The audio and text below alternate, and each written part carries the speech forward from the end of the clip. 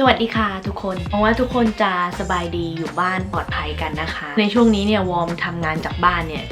เยอะมากเลยนะคะแล้ววอร์มคิดว่าหลายๆคนเนี่ยคงทำงานอยู่กับบ้านเหมือนกันเชื่อว่าหลายๆคนที่ทำงานที่บ้านเนี่ยประสิทธิภาพก็จะแบบน้อยลงหรือว่าขี้เกียจมากขึ้นอะไรเงี้ยวันนี้นะคะวอร์มก็เลยอยากจะมาทำวิดีโอเคล็ดลับเกี่ยวกับ working from home ยังไงให้แบบมีประสิทธิภาพแล้วก็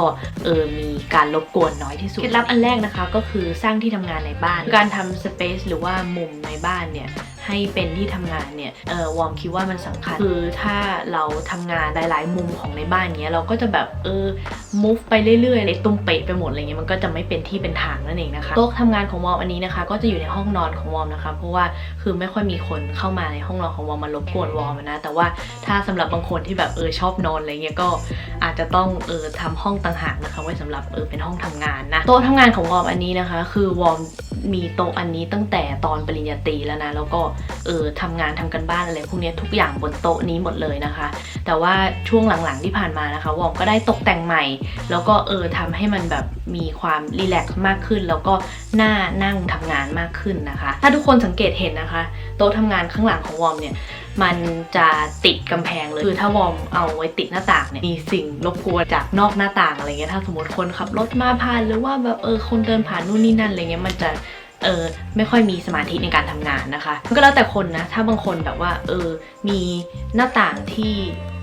มองไปแล้วก็เห็นสวนแล้วทำให้ดูผ่อนคลายแล้วก็รีแลกซ์อะไรอย่างนี้ก็เป็นอะไรที่ดีเหมือนกันนะคะแล้วส่วนเครื่องเขียนนะคะวอร์มก็จะชอบเอาไว้ในมุมที่แบบเราสามารถเอื้อมถึงได้แล้วก็ใช้งานได้ตลอดเวลาอย่างเงี้ยมันจะได้สะดวกนะเคล็ดลับอันที่2นะคะก็คือเปิดเพลง background music นั่นเองนะคะบางคนเนี่ยอาจจะทำงานแล้วพอเปิดดนตรีเนี่ยอาจจะเป็นการรบกวนได้แต่ว่าสำหรับวอร์มเนี่ยคือถ้าวอร์มเปิดดนตรีแนวแบบว่า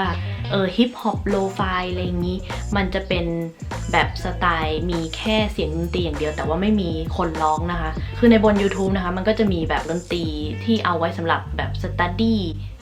หรือว่าชิลสตัดดี้โหมดถ้าใครไม่ชอบเพลงแบบสไตล์ฮิปฮอปโลฟายอะไรเงี้ยมันก็จะมีสไตล์ R&B เปียโนว่าอย่างหนึ่งนะคะที่วอร์มเห็นหลายๆคนชอบทำเนี่ยก็คือฟังเสียงธรรมชาติเป็นแบ็กกราวน์นะใน YouTube มันก็มีด้วยนะเคล็ดลับอันที่3นะคะคือวอร์มเนี่ยใช้ทุกวันจริงๆนะก็คือ to do list นั่นเองนะคะจะมีสมุดเล่มเล็กๆอันนึงนะคะไว้ติดตัวตลอดนะก็คือเป็นสมุด to do list ของวอร์มนะคะเรียนป.เอกเนี่ยมันก็จะมีอะไรหลายๆอย่างต้องทำนู่นทำนี่อ่านเปเปอร์วอร์มรู้เลยว่าวอร์มเนี่ยต้องมี to do list ในการจัดแจงงานแล้วก็มีมีตติ้งตอนเวลาไหนหรือว่าจะต้องมีเวลาเขียนวิทยานิพนธ์ไหมอะไรนู่นนี่นั่นอะไรเงี้ย to do list ของวอร์มนะคะวอร์มก็จะมี to do list เป็นสมุดอันเล็กๆนะคะแล้วคือวอร์มเนี่ยก็จะเขียนว่าวอร์มเนี่ยต้องทำอะไรในแต่ละวันส่วนใหญ่นะคะวอร์มก็จะเขียน to do list เนี่ยตอนประมาณช่วงเช้านะตอนที่วอร์มแบบยังไม่มีอะไรเข้ามามากข้อดีของ to do list เนี่ยก็คือมันจะทำให้เราเนี่ยโฟกัสได้นานขึ้นแล้วก็รู้ว่าเราต้องทำอะไรในวันนี้หรือว่าต้องทำอะไรในช่วงเวลานี้นั่นเองนะคะคิดว่า to do list เนี่ยมันเป็นตัวผลักดันที่ดีแล้วก็ทำให้รู้ว่าเราเนี่ยจะต้องทำงานชิ้นนี้นะไม่นอกเรื่องนะภายในวันนี้ให้เสร็จนั่นเองนะและอันที่4นะคะที่วอร์มเนี่ยทำบ้างไม่ทำบ้างเนี่ยก็คือการปิด notification ในมือถือนั่นเองนะคะอันที่4นะคะคือวอร์มเนี่ยทำบ้างไม่ทำบ้างนะเพราะว่าบางครั้งเนี่ยวอร์มก็ต้องอ่านอีเมลจากอาจารย์แล้วก็ตอบให้ได้เร็วที่สุดเพื่อที่แบบ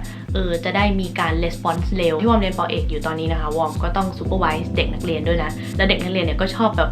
ส่ง message มาถามดีในการปิด notification เนี่ยก็คือมันจะได้แบบไม่มีสิ่งรบกวนตอนเวลาที่เราทำงานวอร์มเชื่อว่าเกือบทุกคนเลยที่จะต้องแบบพอมี notification หรือว่าการแจ้งเตือนมาปุ๊บเนี่ยก็จะต้องกดไปคลิกดูว่าแบบมันเกิดอะไรขึ้นมีข่าวอะไรหรือว่าเพื่อนเท็กซ์มาอะไรอย่างนี้นู่นนี่หรือเปล่าคือมันอาจจะเป็นสิ่งรบกวนตอนเวลาที่เราทำงานได้นะคะเคล็ดลับอันสุดท้ายนะคะที่วอร์มเริ่มใช้แล้ววอร์มคิดว่ามันได้ผลจริงๆนะก็คือจับเวลาตัวเองในการทำงานนะคะวอร์มคิดว่าที่มันเวิร์กเพราะว่า1เลยมันเป็นอะไรที่กดดันคิดว่าพอเวลาวอร์มทำงานในช่วงเวลานี้ปั๊บเสร็จแล้วเนี่ยก็จะได้ไม่ต้องคิดถึงมันอีกแล้ววอร์มก็ใช้ mindset ที่ว่าถ้าทำงานในช่วงเวลานี้ตอนไปทำอย่างอื่นใน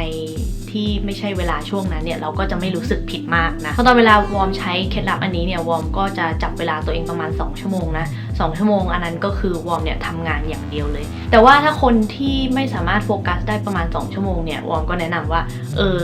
ก็ต้องดูว่าตัวเองเนี่ยโฟกัสได้นานมากที่สุดเท่าไหร่แล้วก็ค่อยจับเวลาให้ถึงเวลานั้นนั่นเองนะคะบางคนเนี่ยอาจจะโฟกัสได้ประมาณครึ่งชั่วโมง1 ชั่วโมงอะไรอย่างนี้ก็ทำตามที่ทุกคนสบายใจนะ